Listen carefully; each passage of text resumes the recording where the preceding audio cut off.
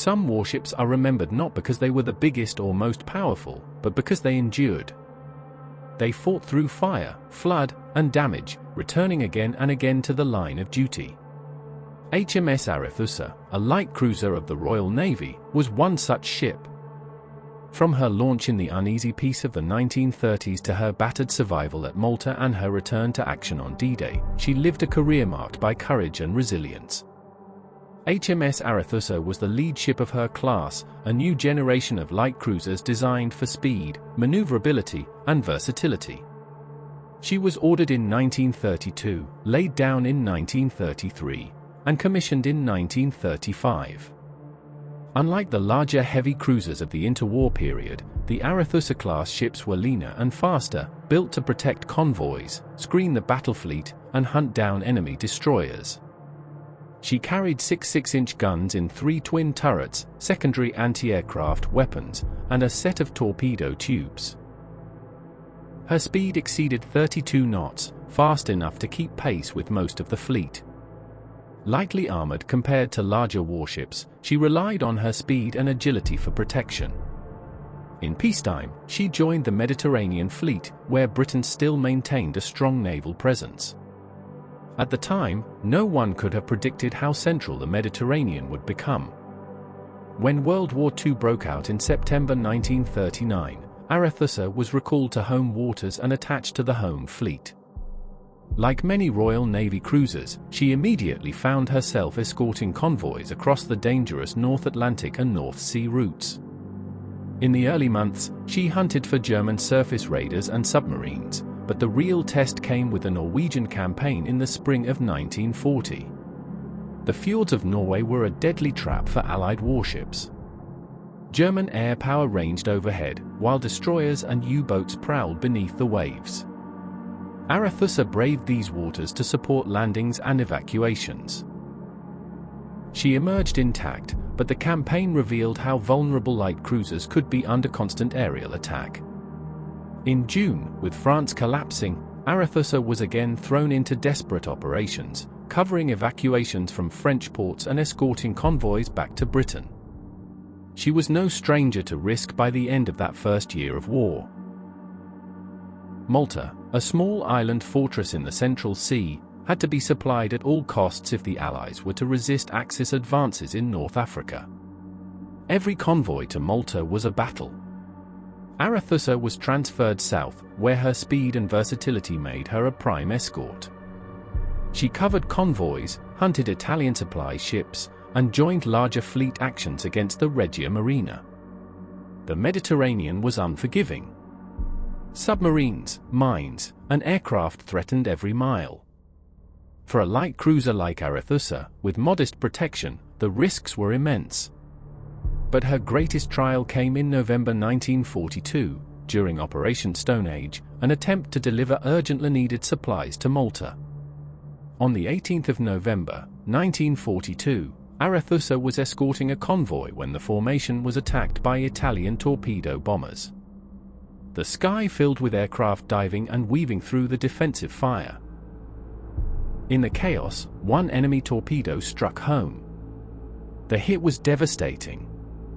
The explosion tore through her forward section, killing more than 150 men in an instant. Fires erupted deep in the ship, and smoke choked entire compartments. Flooding threatened to overwhelm her. But her crew refused to give up. Damage control parties worked in suffocating smoke to keep the flames away from the forward magazines. Bulkheads were shored up to prevent flooding from spreading. Men hauled the wounded to safety while others manned pumps or fought fires with hoses and buckets. For hours, the battle to save the ship continued. Arethusa was barely afloat, her propellers almost clear of the water from the weight imbalance. At last, she was taken in tow and limped back toward Alexandria, scarred, broken, but alive. The cost was terrible. Entire mess decks had been obliterated by the blast. Survivors would carry burns and trauma for life. Yet the ship had survived when so many thought she would sink. The damage was so severe that no dockyard in the Mediterranean could restore her. Temporary repairs stabilized the hull, and then she was sent across the Atlantic to Charleston, South Carolina. There she spent more than a year under reconstruction. For many crews, the thought of their ship returning after such devastation seemed impossible. Yet by 1944, Arethusa was back. Her armament had been upgraded, her radar and anti-aircraft defenses modernized. She was slower now, but stronger in other ways. She carried the scars of her ordeal, but she was ready once again for war. Her return came at a crucial moment. In June 1944, the Allies launched Operation Overlord, the invasion of France. HMS Arethusa joined the naval forces supporting the landings at Sword Beach. On the morning of the 6th of June, she opened fire on German coastal defenses, bombarding gun batteries at Merville to support paratroopers and infantry coming ashore. Her guns roared through the day, silencing strongpoints and breaking resistance. Later, she played a symbolic role, transporting King George VI across the Channel to visit troops after the landings. It was a moment of pride for the crew, their battered cruiser, once left for dead in the Mediterranean, now carrying the monarch to the front lines of liberation. After Normandy, Arethusa continued to serve in European waters until the end of the war. By then, newer and larger cruisers were taking the forefront, but her contribution was far from forgotten. In 1945, she joined the 15th Cruiser Squadron, and after the war was placed in reserve. She lingered in the fleet until 1950, when she was finally sold for scrap. It was an unceremonious end for a ship that had seen so much, but such was the fate of many wartime veterans. The story of Arethusa cannot be told without remembering the men who served aboard. In the torpedo attack of 1942, over 150 sailors lost their lives. Survivors recalled the blast ripping through steel bulkheads, the screams of trapped men, the choking smoke, and the desperate race to keep the ship from going under. For those who lived, Arethusa became a part of them. She was not just a machine of steel, but a home, a workplace, and a symbol of survival.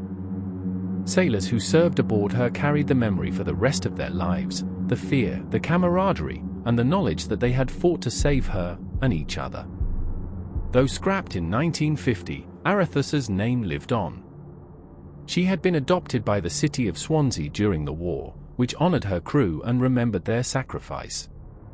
Memorials commemorate the men lost in the 1942 torpedo attack. Her story is one of endurance. She was not the largest ship, nor the most famous, but she was vital. She fought in northern waters, Mediterranean convoys, and finally at Normandy. She suffered terrible damage, came close to destruction, yet returned to the fight. HMS Arethusa stands as a reminder of the countless ships and crews that bore the weight of war, not invincible, not glamorous, but determined and unyielding. That is the story of HMS Arethusa. A warship built in peace, nearly lost in war, and remembered forever as a survivor. From the gun decks to the bridge, every story we tell honors those who served. If this tale made you feel the salt and steel of history, give it a like, and if you're not yet part of our channel's convoy, subscribe and join the ranks. More powerful stories await.